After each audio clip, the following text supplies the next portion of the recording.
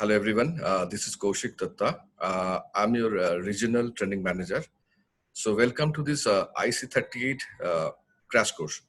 So during this session, I'll try to guide you with some important points regarding this IC38 examinations. Actually, ये काम करने के लिए आपको ये एजेंसी बिजनेस करने के लिए आपको एक गवर्नमेंट ऑफ इंडिया की तरफ से एक एग्जाम पास करना पड़ता है. So this is a gate pass for this interesting career. So for this you have to pass an examination that is IC38. So उसी के बारे में आज हम लोग बात करेंगे and hope I'll just share with you all some important details. Normally इसी के ऊपर questions answer आपको मिल जाएगा. तो I request everyone to be very much attentive ताकि आपको ये समझ में आ जाए. So I'm just sharing a screen with all of you for your better understanding. Yes, so welcome to this IC38 crash course. So as already shared, we will discuss a lot of important points here during this training program. So insurance का terminology. So there are very important terminologies जिसके ऊपर questions answer आपको मिल जाएगा. So we will discuss one by one during this presentation. So what is IRDA? IRDA is a regulator for insurance companies in India. So आज के दिन में insurance industry को जो control करते हैं government of India तरफ से, that is IRDA. तो IRDA का full form is regulator for now its full form is Insurance Regulatory and Development Authority of India. Now as इसका गठन कैसे हुआ था? In the year 1993, Government of India has asked Mr. R.N. Malhotra, who was the ex-governor of RBI, उनको ये कहा गया था कि आप एक ऐसा कुछ सुझाव दो हम लोगों को ताकि हम लोग इंश्योरेंस को पेनिट्रेशन को इंडिया में बढ़ा सकते हैं. So under the leadership of Mr. R.N. Malhotra, a committee was formed in the year 1993, that is Malhotra Committee. And as per his recommendation, like other controlling authorities, जैसे हम लोग जानते हैं कि बैंकिंग इंडस्ट्री को कंट्रोल करते हैं IRDA, RBI, उसी हिसाब से इंश्योरेंस इंडस्ट्री को कंट्रोल करते हैं आज के दिन में IRDA. So IRDA Act was passed in the year 1999, and इसका started operation as a statutory body in India from April 2020. So IRDA has been subsequently renamed as IRDAI in 2014. And आज के दिन में इंडिया में there are 24 life insurance companies under IRDA. So और एक insurance के बारे में हम लोग शायद जानते हैं, that is called postal life insurance. But postal life insurance is not doesn't come under IRDA. It is under postal scheme basically. तो ये सारे चीज जो हमने शेयर किए basically, these are important points. तो इसी के ऊपर सवाल आ सकते हैं.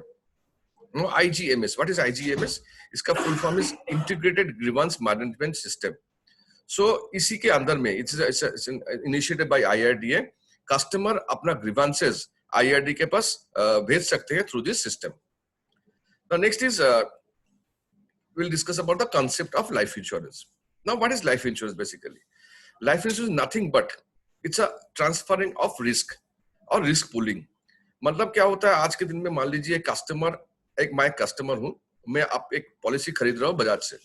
So I'm paying a premium of 1 lakh of rupees. So against this, what Bajaj is giving me? Bajaj is giving me a sum assured of 10 lakhs. तो ये 1 लाख के बदले में मैं आज के दिन में मैं अपना 10 लाख का बेसिकली रिस्क में ट्रांसफर कर रहा हूँ बजाज के ऊपर या इंश्योरेंस कंपनी के पास. So this concept is called basically risk transfer. Now इस रिस्क ट्रांसफर कैसे होता है बेसिकली, जैसे आज के दिन में बजाज में करीबन बहुत सारे कस्टमर बेस है, लेकिन क्या होता है कि ये सारे कस्टमर्स अपने हिसाब से पॉलिसी के हिसाब से they are paying premiums. But होता क्या है कि एक साथ सबका, लेकिन they are not facing challenges और प्रॉब्लम्स इन लाइफ. सो हर एक का पुलिंग के हिसाब से हम लोग उसके हिसाब से उसके जरूरत के हिसाब से दे आर पेइंग प्रीमियम. सो उनके हिसाब से हम लोग रिस्क को पूल कर रहे हैं. सो insurance is based out of risk transfer and risk pooling. So what is the purpose of insurance basically? It is the protection of economic value of an asset. So who is an asset here? The asset is the human life. तो आज इस human life का value को protect करने के लिए insurance. So कौन सा चीज को हम लोग protect कर रहा है? We are protecting the risk. क्या risk हम लोगों के ऊपर है? So what are the risks we are having basically? Now the risks are untimely death. So कोई भी death, early death or premature death and living too long. शायद आप लोगों को लग रहा है कि लिविंग टू लॉन्ग रिस्क क्यों है, बिकॉज एक टाइम के बाद अगर हम जिंदा रह गए और मेरा रिटायरमेंट हो गया है, भले मेरा सर्विस से या मेरा जॉब से मैं काम नहीं करने का लायक नहीं रहा, but still I am living, तो for my survival I need money. So that's why living too long is also a risk. Now insurance is a method of sharing the loss of few by many. Now what is this basically, जैसे हमने कहा कि आज के दिन में बजाज में जितने सारे कस्टमर्स है, सारे कस्टमर्स का लेकिन एक साथ they are not facing any challenges, risk, but इसमें से भले few are facing challenges every year. तो इतने सारे जो कस्टमर्स है उनका फंड से हम लोग इनको बाकी जो लोग शेयर रिस्क को फेस कर रहे हैं उनको हम लोग इसका कंपेंसेशन दे रहे हैं. So it's a concept of, जैसे कोऑपरेटिव सोसाइटी हम लोग अगर फॉर्म करते हैं, उसमें क्या होता है, हम लोग सब अपने हिसाब से वहां पे पैसा लगाते हैं, लेकिन जिसको पैसे का जरूरत पड़ता है उस फंड से वो ले लेते हैं. तो यहाँ पे क्या होता है, सेम थिंग, यहाँ पे कुछ आदमी का प्रॉब्लम है जहाँ पे बाकी आदमी कंट्रीब्यूट कर रहे हैं, तो डायरेक्ट किसी का इन्वॉल्वमेंट नहीं है, but the person facing challenges are getting covered. Now अगर आप इंश्योरेंस नहीं करते हो, so what you are doing the risk retention. अपना रिस्क आप खुद लेके घूम रहे हो. So you will face the challenges if you are not transferring your risk to insurance companies. Now human life value क्या होता है? ह्यूमन लाइफ वैल्यू मतलब, जैसे आप लोग जानते हो कि हर एक चीज का, हर एक प्रोडक्ट या सर्विस का कुछ ना कुछ फाइनेंशियल वैल्यू होते हैं, but normally as a human being we doesn't know our value. So human life value was devised by professor Huebner. So इसके हिसाब से हम लोग जान पाते हैं कि एक आदमी के लिए उनके इनकम के हिसाब से, उनके जरूरत के हिसाब से उनको कितना इंश्योरेंस का अमाउंट चाहिए. That is called human life value. And insurance is a legal contract between insurer and insured, and it is governed by Indian Contract Act. So ये जो insurance policy हम लोग खरीदते हैं, it is a legal contract between insurer and insured, and it comes under government. It's governed by Indian Contract Act 1872. So यहाँ पे भी मैं जो चीज शेयर किया हूँ, these are very important. Normally इसी के ऊपर भी आपको questions आने का chances बहुत ज्यादा है. Now, history of insurance. Now we will discuss about the history of insurance. So, first life insurance company in India is Oriental Life Insurance Company, which was formed in the year 1880. First Indian life insurance company का नाम क्या है? It is Bombay Mutual Assurance Society, which was formed in the year 1870. And first life insurance company in the world is Amicable Society for Perpetual Assurance. ये कहाँ पे था? Basically, it was in London, and it was formed in the year 1706.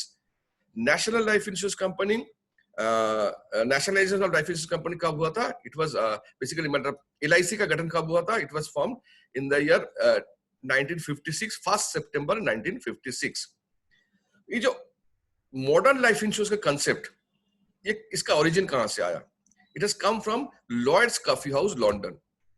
So National Insurance Company Limited, which is one of the oldest insurance company in India, which was formed in the year 1906, जो आज तक भी वो company अभी भी काम कर रही है.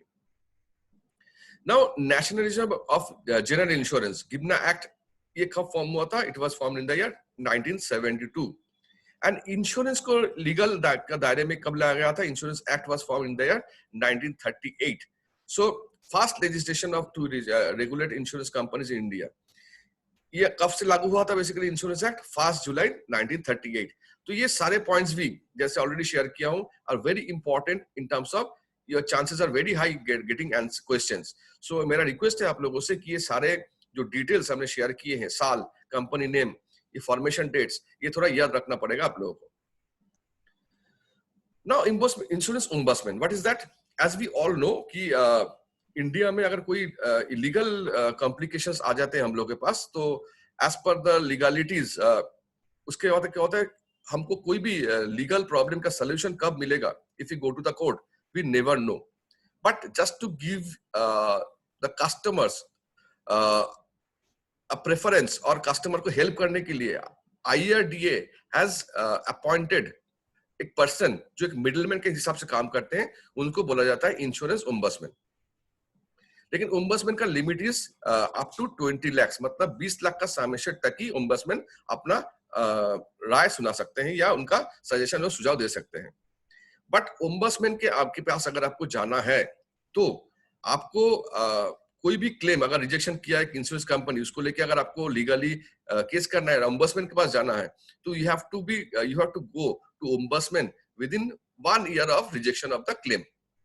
And इसके लिए आपको कोई फी जमा नहीं करना पड़ेगा. There is no fees for to file a complaint. So पूरी इंडिया में there are 12 numbers of ombudsman offices in India. Now the most important point, why should I go to the ombudsman? Now ombudsman का क्या है, एक limitations है. As per IRDA norms, ombudsman का भी, ombudsman को अपना जो भी राय, जो भी सुझाव है, उनको देना पड़ेगा within 3 months और 90 days के अंदर में, by consulting with the customer and the company. Now the beauty of it is, अगर मान लीजिए ombudsman ने अपना राय सुना दिए हैं और वो चीज अगर कस्टमर को पसंद आ गया है, तो कंपनी को, इंश्योरेंस कंपनी को मानना ही पड़ेगा. एंड उनका जो अवार्ड होगा वो विद इन नेक्स्ट 15 डेज के अंदर वो कंपनी की तरफ से कस्टमर के पास देना ही पड़ेगा. So that is basically ombudsman was formed to help the customers to get their benefits. Now but ombudsman के पास कोई लीगल पावर नहीं है, तो इसलिए अगर कोई कस्टमर ऑलरेडी केस दूसरा किसी कोर्ट ऑफ लॉ में कर चुके हैं, तो ombudsman will not consider that case or reject the case, because he cannot say anything against the law of India. So अगर आप ऑलरेडी केस कर चुके हो तो आप ombudsman के पास जा नहीं सकते हो. Now कंज्यूमर प्रोटेक्शन एक्ट या COPA, what is that? In short में हम लोग जिसको कोपा बोलते हैं, consumer protection act was formed in the year 1986, जिसको अमेंडमेंट किया गया था 2002 साल. Now as per the Indian courts, हम लोग जानते हैं कि there are 3 types of courts in India. One is district level, the second one is state level, and third is national level. So insurance claim amount के ऊपर आप कौन सा कोर्ट में जाओगे ये डिसाइड होता है. So as I already shared कि ombudsman के लिए भी limit is 20 lakhs. Same way, if you go to the district, अगर आपका claim का value up to 20 lakhs है, then you have to file a case to the district courts. If your claim amount is 20 lakhs to 100 lakhs या 1 crore, then you have to go to the state court. And it is more than 100 lakhs or 1 crore, then you have to go to the national courts. लेकिन यहाँ पे भी एक restrictions है, या आपको जिस दिन से रिजेक्शन हुआ है क्लेम का, उसका विद इन 2 years के अंदर आपको, लेकिन ये कोर्ट के पास जाके ये क्लेम आपको करना पड़ेगा या कोर्ट को फाइल करना पड़ेगा. So underwriter. Now what is underwriter? Underwriter is a very important department in insurance industry, because ये जो इंश्योरेंस हम लोग खरीदते हैं किसी भी कंपनी की तरफ से, पास से, तो कंपनी की तरफ से जो लोग डिसाइड करते हैं कि मैं एज ए कस्टमर मेरे को किस हिसाब से इस इंश्योरेंस पॉलिसी को दिया जाएगा इन टर्म्स ऑफ माय रिस्क, तो ये जो डिसाइड करती है उसको बोला जाता है अंडरराइटर. सो अंडरराइटर का बेसिकली काम है कि risk selection and risk pricing. इनका मेन काम होता है कि रिस्क को सिलेक्ट करना on behalf of the company and risk को प्राइसिंग करना. नाउ नॉर्मली इंश्योरेंस के लिए जो फॉर्म हम लोग फिलअप करते हैं that is called proposal form, and इसी प्रपोजल फॉर्म से अंडरराइटर अपना डाटा कलेक्ट करते हैं एंड उसी हिसाब से उसी के आधार पे वो लोग इंश्योरेंस को इशू करते हैं. So that's why proposal form is called the basis of insurance contract. And आपको पॉलिसी मिलने के बाद जो डॉक्यूमेंट्स मिलता है that is policy bond, that is called the evidence of insurance contract. Now yes, these are also very important points. So ये जो decision underwriter team लेते हैं, so from the date of submission of your proposal form, underwriting team को within next 15 days के अंदर लेकिन ये decision लेना पड़ेगा कि मैं इस पॉलिसी को अगर एक्सेप्ट करता हूं तो ऑन व्हाट कंडीशंस, अगर मैं रिजेक्ट भी करता हूं तो on what conditions. So normally they judge the risk on the basis of risk factors, that is standard lives. So standard life किसको बोलते हैं बेसिकली? रिस्क, जहाँ पे रिस्क, सब स्टैंडर्ड लाइफ जिसको बोलते हैं कि जहाँ पे risk is more than standard life. For example, मान लीजिए आप और मैं, we are having the same age and we are applied for the same policy from the same company. But for example, आप एक हेल्थ कंसर्न पर्सन हो, आप gym में जाते हो, आपका कोई नशा नहीं है, तो आपका क्या होगा, कंसिडर किया जाएगा as a preferred risk. But as because मैं शायद जिम में जाता नहीं हूँ, मैं शायद ड्रिंक करता हूँ, स्मोकिंग करता हूँ, I will be considered as sub standard life. So sub standard risk के लिए प्रीमियम नॉर्मली ज्यादा चार्ज किया जाता है. ना प्रेफर्ड रिस्क क्या होता है, जहां पे lower than standard life. So standard life से भी जहां पे रिस्क फैक्टर लोअर होता है because of many factors, so इसको बोला जाता है preferred risk. Now insurance on pregnant women. Now मान लीजिए आप लोग जानते होंगे कि due to pregnancy the chances of death is on the higher side, हम लोग जानते हैं. सो प्रेग्नेंट वुमेन का मरने का चांसेस ज्यादा होते हैं due to pregnancy in India. So normally अगर प्रेग्नेंट वुमेन, कोई भी प्रेग्नेंट वुमेन अगर इंश्योरेंस के लिए अप्लाई करते हैं, सो उनका पॉलिसी शायद अंडरराइटिंग टीम एक्सेप्ट कर लेगी, but it could be accepted with A restrictive clause. Restrictive मतलब उनका अगर प्रेगनेंसी के हिसाब से अगर कारण से उनका मौत हो जाती है, then she will not get any claim, but for any other reason she will get the claim. So this is called restrictive clause. किसी भी रिस्क फैक्टर को रेस्ट्रिक्ट कर देना. So now agents are also called primary underwriter. Why? Because आप लोग क्या होते हो, आप लोग बेसिकली कस्टमर को आमने सामने देख पाते हो. So that's why you are called a. So आपका भी फर्ज बनता है कि आपको अगर लग रहा है कि कोई कस्टमर आपको झूठ बोल रहा है, तो you can also submit your report to the company. एक रिपोर्ट इसको बोलते हैं agent confidential report. So you are also primary underwriter. ये आपका यहाँ पे रोल रिस्पॉन्सिबिलिटी बहुत ज्यादा है. So there are basically 3 types of hazard, that is physical hazard, moral hazard and occupational hazard. So types of underwriting कितना होता है, basically there are 3 types of underwriting basic process. One is financial, मतलब एक बंदा policy का premium जो दे रहा है वो प्रीमियम देने का उसके पास क्षमता है कि नहीं है. मेडिकल अंडरराइटिंग, उसका कोई पुराना बीमारी है कि नहीं है या करंट कुछ बीमारी है कि नहीं है. नॉन मेडिकल मतलब other staff comes under this underwriting process. Now this is a very important act that is called married women property act, जिसको इन शॉर्ट में हम लोग बोलते हैं MWP एक्ट 1874. सो यहाँ पे एक क्लू आपको देना चाहता हूँ. अगर MWP एक्ट का अगर सवाल क्वेश्चन आपको मिलता है तो आंख बंद करके आपका आंसर होगा ट्रस्टी या गवर्नमेंट ट्रस्टी. जहां पे भी ट्रस्टी लिखा जाएगा रहेगा, that will be your answer. Now what is MWP Act? It was formed to give married women एक security and safety. So यहाँ पे क्या होता है, ये पॉलिसी को लिया जाता है जा सकता है 2 तरीके से. One is a husband could take this policy under Married Women Property Act for his wife, or a married woman could take this policy under for herself basically. But दोनों में यहाँ पे husband का कोई रोल नहीं रहेगा. यहाँ पे जो भी बेनिफिट होगा या तो उस मैरिड वुमन को मिलेगा या तो उसके जो बच्चे उनको मिलेगा. नॉर्मली यहाँ पे कोई नॉमिनी रहता नहीं है, यहाँ पे होता है एक ट्रस्टी. तो ट्रस्टी को यहाँ पे अपॉइंट करना पड़ता है to get the benefit.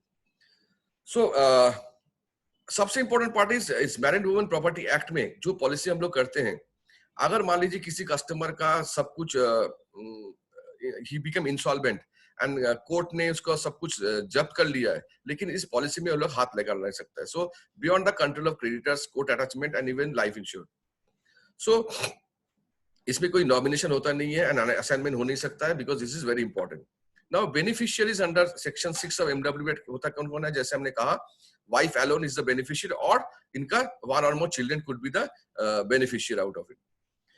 So if no special trustee is appointed, तो क्या होगा यहाँ पे? Amount will go to the official trustee of the state. Now another important point is keyman insurance. Now keyman होता क्यों है? Keyman is the key person of any business unit. So keyman मतलब कोई भी इसका डिसाइड कौन होता है, कैसे होता है कि मेरी कंपनी में कीमैन कौन होगा? The board of director decides who will be the keyman. So keyman मतलब जिसका कंट्रीब्यूशन कोई भी ऑर्गेनाइजेशन में, कोई भी कंपनी में सबसे इंपॉर्टेंट होता है. सो अगर मान लीजिए उसका मौत हो जाती है, उनको अगर वो नौकरी छोड़ के चले जाते हैं दूसरा कंपनी में, तो company could incur a huge loss. So to protect this loss और business profitability, this keyman insurance को किया जाता है. एंड कीमैन इंश्योरेंस एक ही आदमी के नाम से होता है. So this are very important points जिसके आपको क्वेश्चंस मिल सकता है. तो जैसे मैंने क्लू दिया हूं, MWP एक्ट का क्वेश्चन आएगा तो आपका आंसर में trustee will be the answer. Trust भी जहां पे लिखा रहेगा that will be the answer. Now term plan. Now what is term plan? Term plan is basically a pure insurance. इसमें कोई death benefit, only you will get only death benefit. इसमें कोई maturity benefit customer को मिलता नहीं है. Now ये advice किसको किया जाता है? Basically advice for those who has a low budget. Now this is the cheapest and low cost plan available in the market. Now इस प्लान को अगर कस्टमर चाहे can be converted into a whole life policy. So 3 types of insurance plan मिलते हैं basically. हमारे तो term plan होता है basically. One is level term plan, second is increasing term plan, and third is decreasing term plan. Now another important policy is mortgage redemption insurance, that is called MRI in short. Now what is MRI? Is a decreasing term insurance policy. So basically home loan borrower के लिए, कोई भी loan को cover करने के लिए हम लोग इस पॉलिसी को लेते हैं. So for example, if you have taken a loan for अपने फ्लैट खरीदा तो फॉर 20 साल के लिए, लेकिन ये कोई गारंटी नहीं है कि मैं 20 साल जिंदा रहूंगा. तो मेरे को 20 साल नॉर्मली क्या होगा, 20 साल मेरे को ईएमआई भरना पड़ेगा. But down the line if I am not there और मेरा बैंक का लोन रह गया है, तो bank could seize my property. So through this MRI we could protect this home loan. तो अगर मेरा मौत भी हो जाती है, the company, the insurance company, जो मेरा जितना बचा बाकी लोन रह गया है, they will give it to the insurance company, to the bank. सो आप मेरा फैमिली को अगर कोई बर्डन नहीं आएगा. दैट इज कॉल्ड एमआरआई या मॉर्गेज रिजेक्शन इंश्योरेंस. एंड इसमें क्या होता है, premium will always remain constant for the entire policy. यहाँ पे प्रीमियम हमेशा एक रहता है.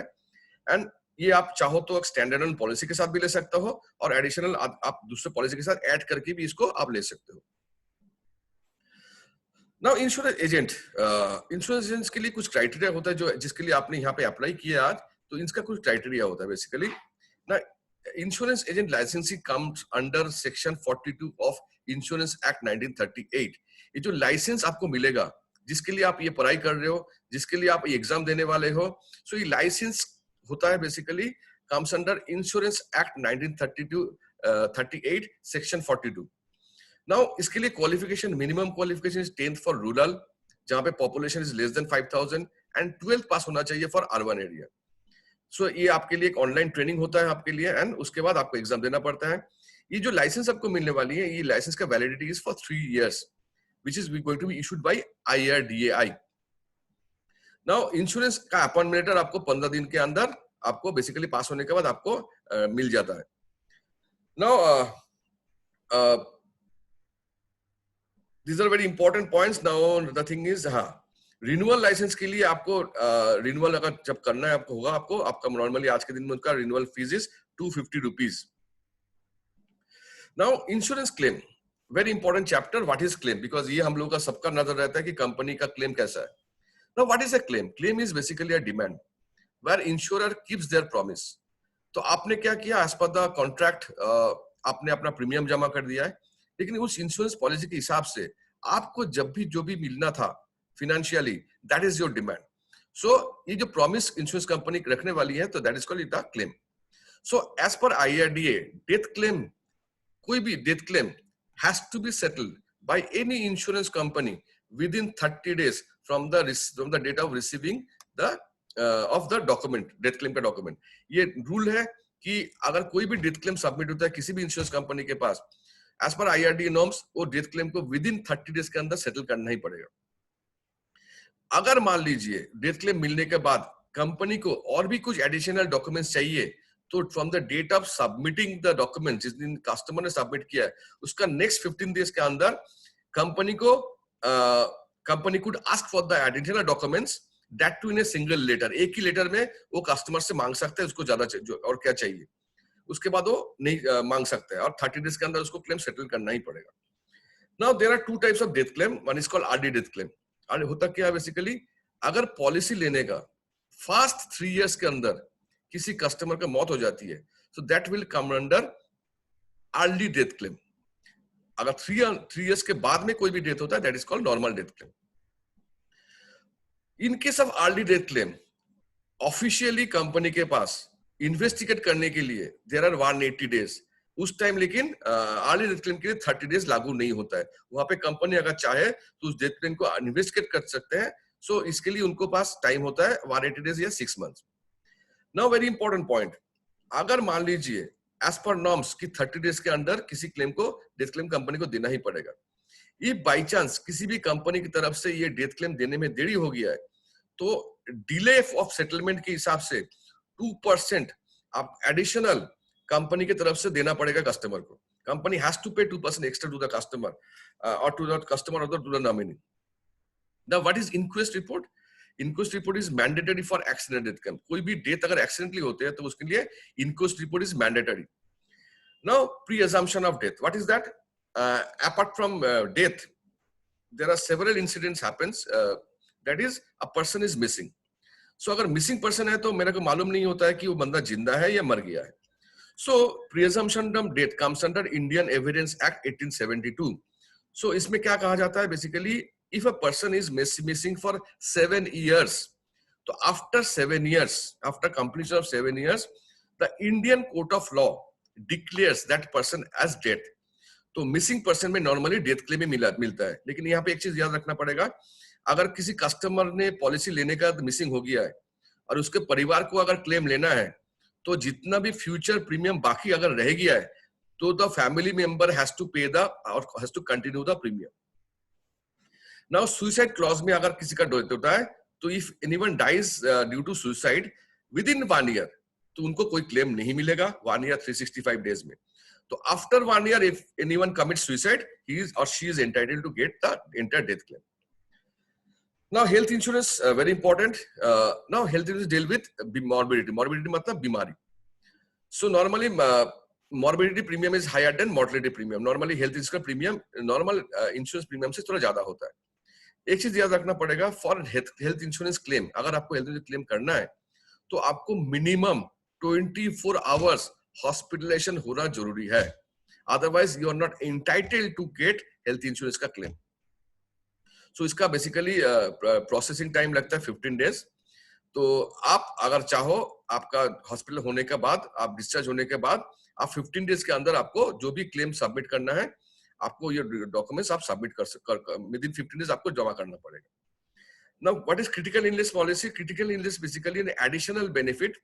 इसमें भी आप बीमारी को कवर कर सकते हो, बट ये हेल्थ इंश्योरेंस में नहीं है। Basically it comes under life insurance. यहाँ पे एडिशनल बेनिफिट को, एडिशनल बीमारी को कवर कर सकते हो। इसमें क्या होगा, आपका अगर क्रिटिकल इलनेस पकड़ा जाता है, तो आपका जो सम एश्योर्ड है तुरंत पे किया जाता है for diagnosis of illness.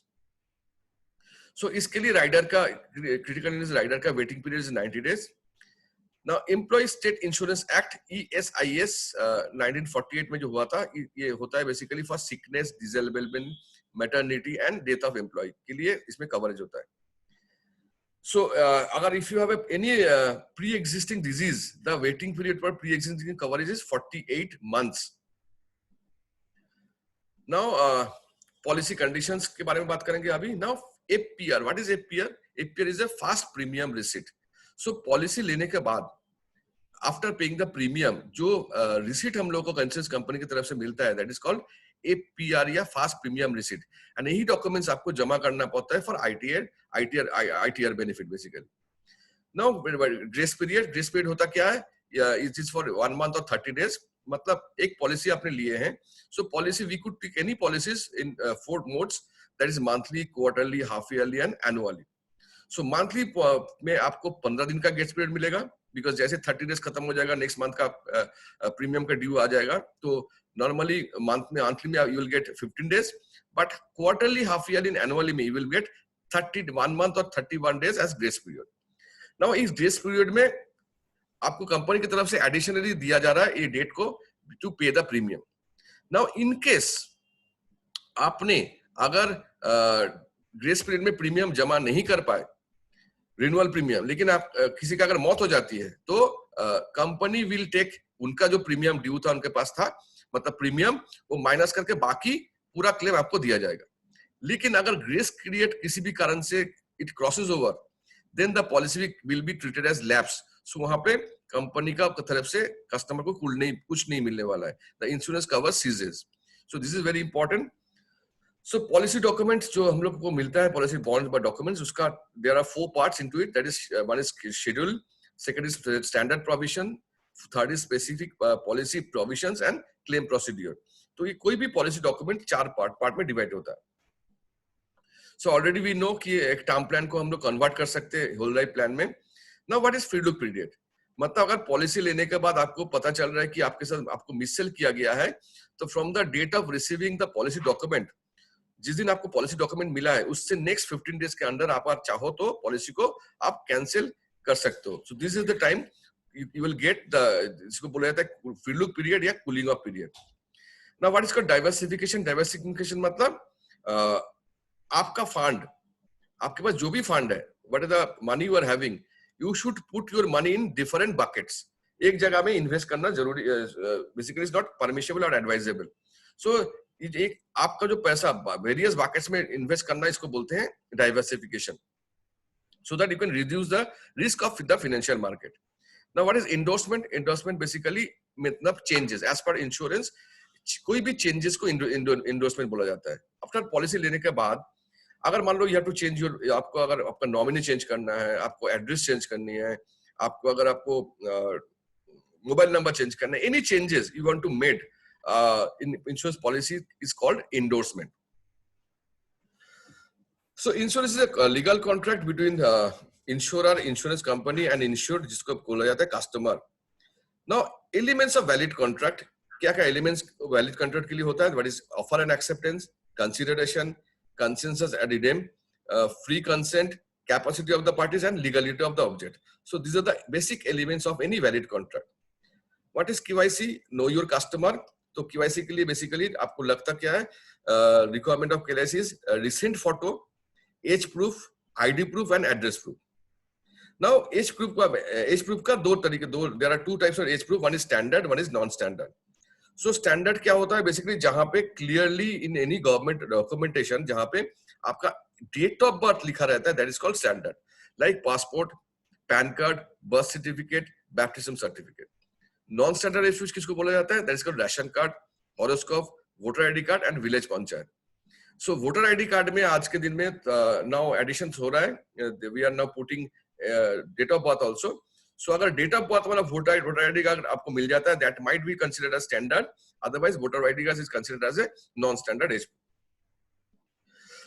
So PMLA, what is that? Prevention of Money Laundering Act. Money laundering मतलब injecting black money into the system. So इसको प्रिवेंशन करने के लिए एक एक्ट ला गया था, that is in the year 2002. Fast came into effect from 1st July 2005. So there are three stages of money laundering. One is placement, second is layering, and third is integration. So अगर किसी को पकड़ा जाता है कि money laundering के तहत, तो there could be imprisonment of to 3 to 7 years, and there could be a fine of up to 5 lakhs of rupees. So normally in the financial market, there are various types of products.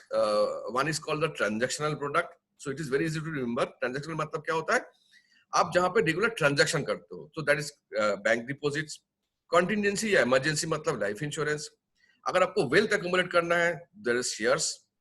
So if the question could come कि best time for doing financial planning, तो क्या होगा? जैसे आपका income शुरू होगा, funds get is first salary, you should put your money, you should plan your financial planning, start planning for your financial planning.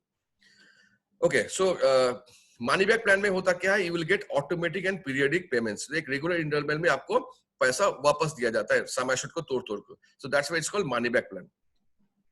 Endowment plan होता क्या है? जहां पे आपको प्रोटेक्शन प्लस कैश वैल्यू आपको मिलता है, इसको बोलते हैं endowment plan. Now death benefit under ULIP plan में क्या होता है? ULIP is a market link plan. यहाँ पे सम एश्योर्ड और फंड वैल्यू जो भी हाई होगा, that will be your death benefit under ULIP plan.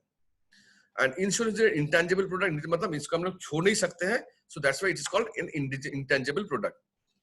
And in ULIP policy, जो मार्केटिंग पॉलिसी होते हैं, वहां पे risk is totally has to be borne by the insured. मतलब कस्टमर का ही रिस्क फैक्टर है. ये रिस्क कंपनी, आपका रिस्क आप ही को लेना पड़ेगा. ना हाउस होल्डर इंश्योरेंस में आता क्या है? Basically their gold and silver ornaments are covered under house holder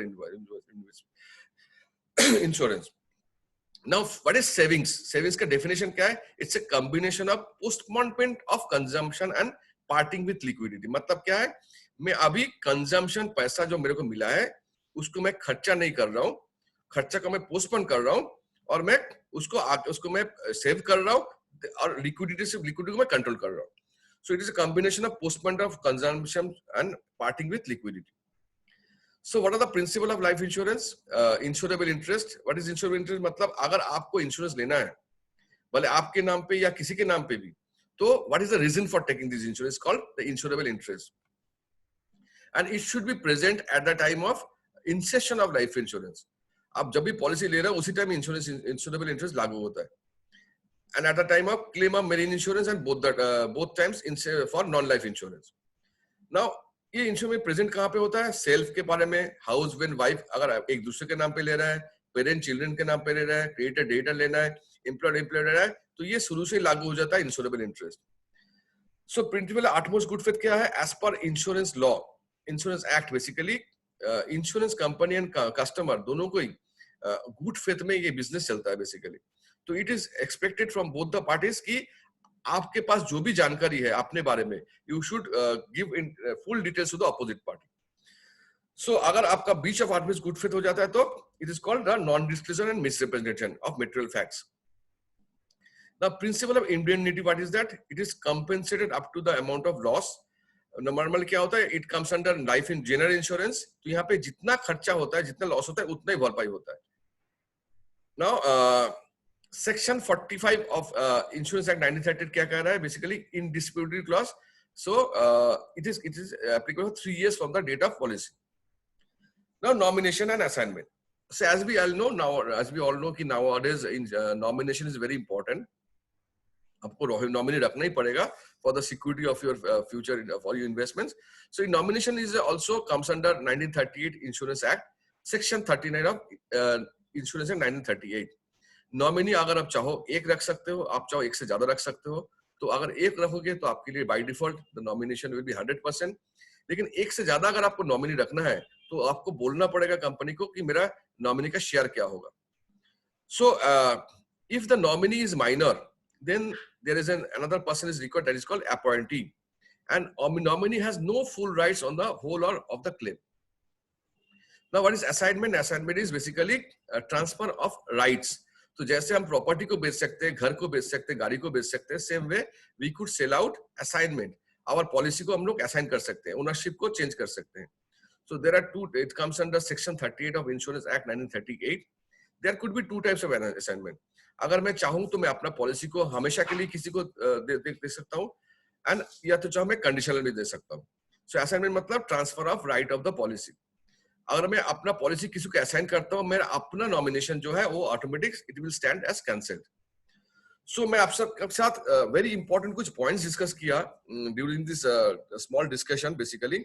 so all this points are very important. इसमें क्वेश्चंस आने का चांसेस ज्यादा है. नाउ वन मोर थिंग, और एक काम आप करोगे, आप अपना जो एंड्रॉइड फोन है, आप गूगल प्ले स्टोर में जाओगे एंड वहां पे आप डाउनलोड करोगे Instalearn BALIC. I repeat, there is an app from Bajaj life for your learning that is called Instalearn BALIC. INSTALEARN,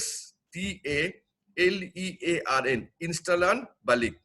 ये डाउनलोड होने के बाद आपका जो यूआरएन नंबर है, उस यूआरएन नंबर को आप लॉगिन आईडी एंड पासवर्ड में दोनों जगह में डालोगे. So when you will open Installan, you will find company की तरफ से भी आपके लिए ये IC38 का बहुत सारा इंपॉर्टेंट स्टडी मटेरियल या क्वेश्चन आंसर्स दिया गया है. तो I request everyone, please go there and practice more. तो जितना प्रैक्टिस करोगे आपको अंदाजा मिल जाएगा किस टाइप का क्वेश्चंस पैटर्न होते हैं, और आप देखोगे ये लर्निंग के बाद आपको बहुत सारा क्वेश्चन का आंसर भी you could answer it in a very effective manner. So I wish you all the best. Thanks for joining this training. Thank you.